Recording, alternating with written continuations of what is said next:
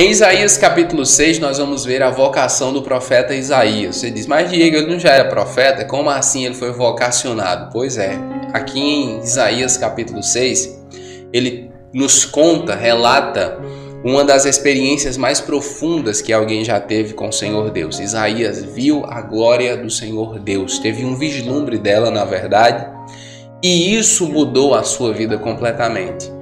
Meus irmãos, eu não sei a quantidade de vezes que esse texto já me inspirou a me voltar para o Senhor Deus. Muitas vezes nós achamos que já estamos no lugar bom, né? Chegamos ali na zona de conforto e que não há mais nada para conhecer sobre Deus, mas isso é um engano. Veja a quantidade de coisas profundas que Isaías já profetizou até aqui. Mas ainda assim ele foi renovado pelo Senhor. Sempre há oportunidade para sermos renovados. Para isso, nós precisamos de estar disponíveis na presença do nosso Deus. Então, fique comigo aqui até o final, que eu tenho alguns princípios para conversar com você que vão com certeza edificar a sua vida.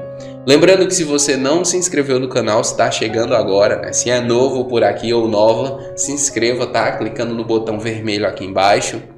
Ative o sininho para que você seja avisado sobre novas publicações.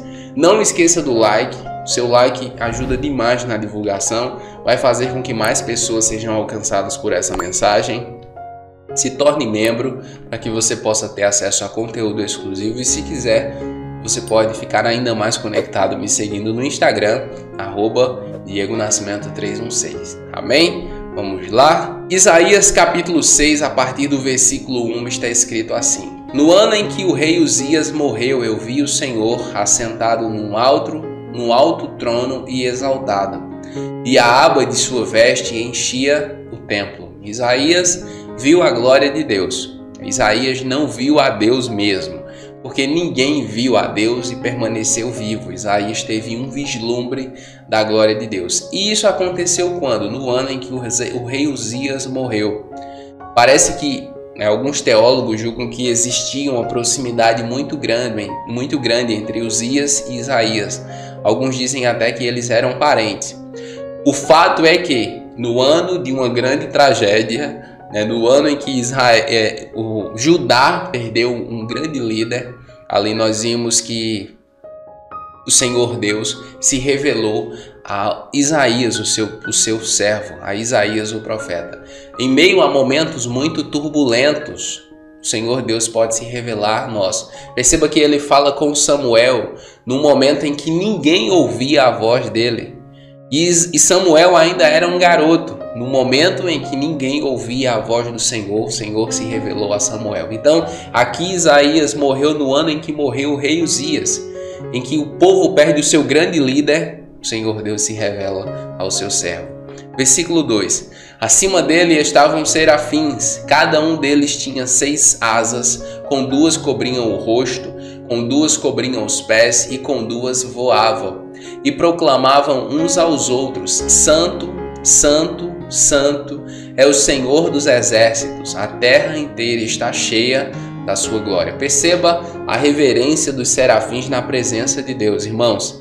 Eles cobriam os rostos na presença de Deus. E perceba que serafins são seres flamejantes, seres ardentes.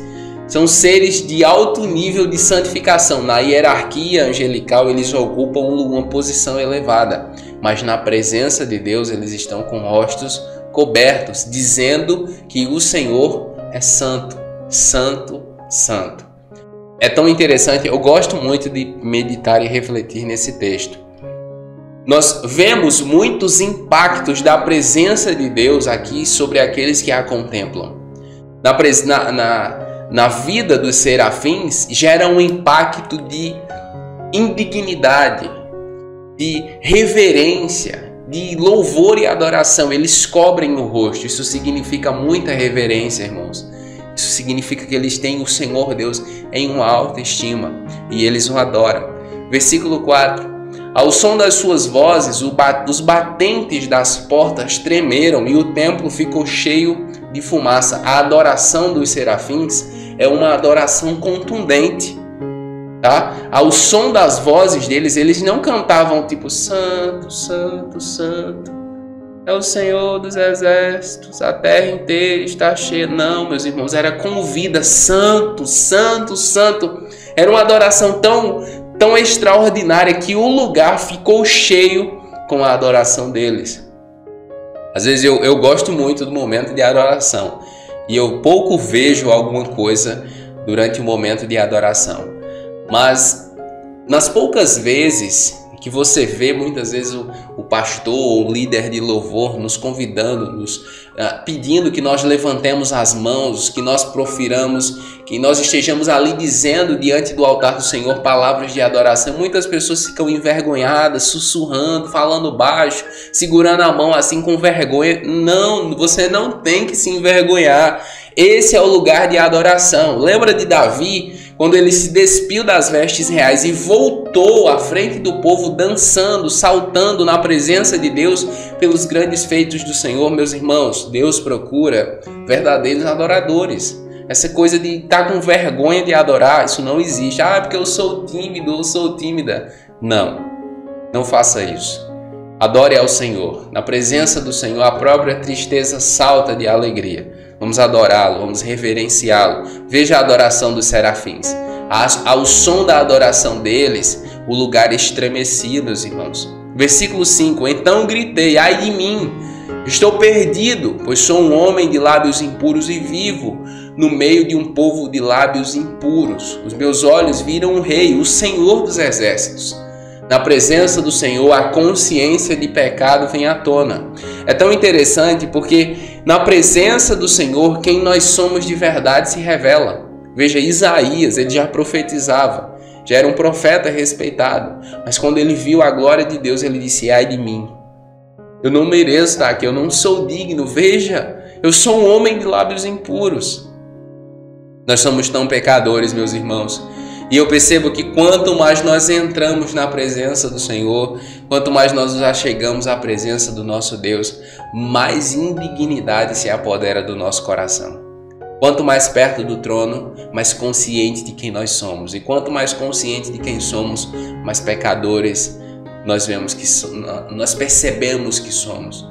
Mas coisas nós percebemos que precisam mudar. Essa é a sensação que eu tenho quando eu leio esse texto de Isaías e nas próprias experiências no dia a dia.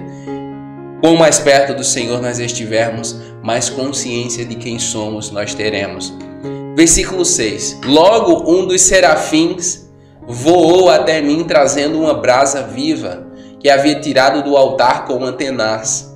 Com ela tocou a minha boca e disse, veja, isto tocou os seus lábios, por isso a sua culpa será removida e o seu pecado será perdoado.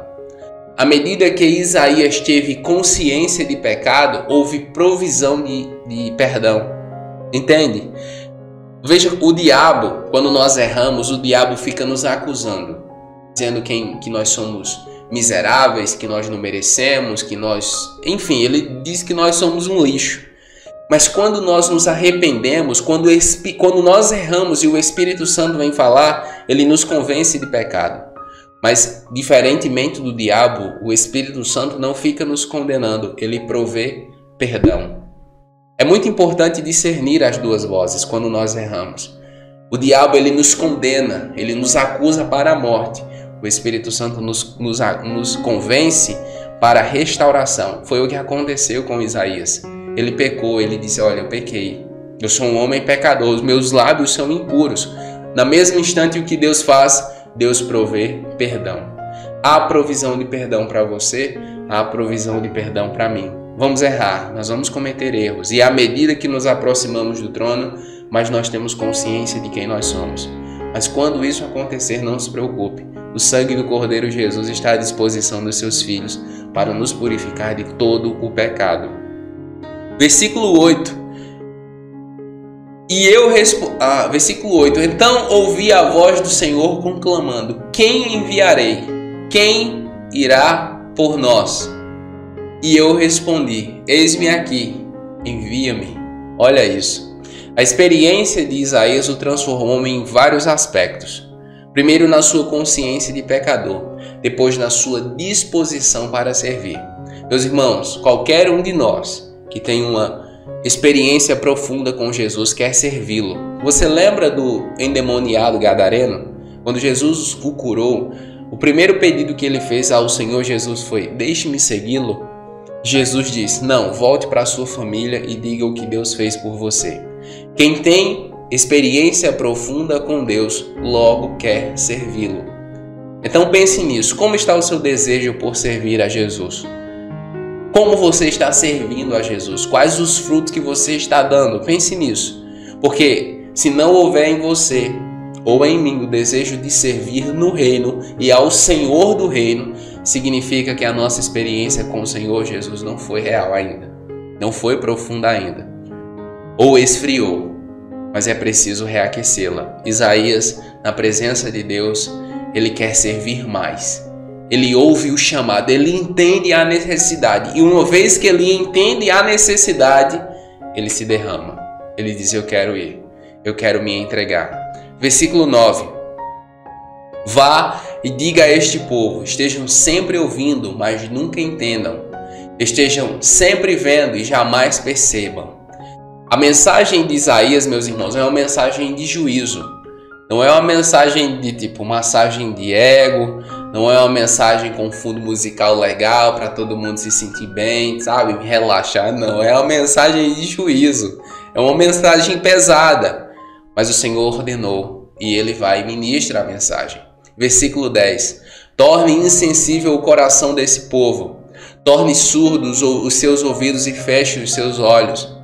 Que eles não vejam com os olhos, não ouçam com os ouvidos e não entendam com o coração, para que não se convertam e sejam curados. O coração do povo era um coração endurecido. Nós já sabemos disso.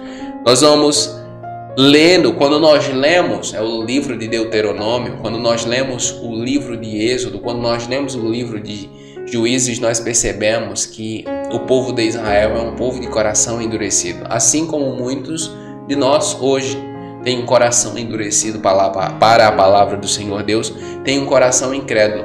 Mas qual deve ser a nossa atitude? De arrependimento e quebrantamento. Que o Senhor Deus cultive em nós, meus irmãos, um coração quebrantado e contrito em sua presença. Versículo 11. Então eu perguntei: até quando, Senhor? E ele respondeu: até que as cidades estejam em ruínas e sem habitantes, até que as casas fiquem abandonadas e os campos estejam totalmente devastados, até que o Senhor tenha enviado todos para longe e a terra esteja totalmente desolada, e ainda que 1/10 fique no país, esses também serão destruídos. Até quando é que Isaías deve anunciar essa mensagem? Até que a confiança deles seja destruída. Porque ela seria. Isaías pergunta: Senhor, até quando eu devo ministrar dessa forma? Até quando essa deve ser o tema da minha pregação? E o Senhor Deus diz: até que o juízo seja derramado sobre ele. Olha que missão árdua. Mas assim como o terebinto e o carvalho deixam o tronco quando são derrubados, assim a santa semente será o seu tronco. O que isso significa? Que a aliança que o Senhor Deus fez com Abraão, Isaque e Jacó é mantida, é uma aliança perpétua que se estende até Jesus e se prolonga, inclusive até nós, a igreja do Senhor Deus.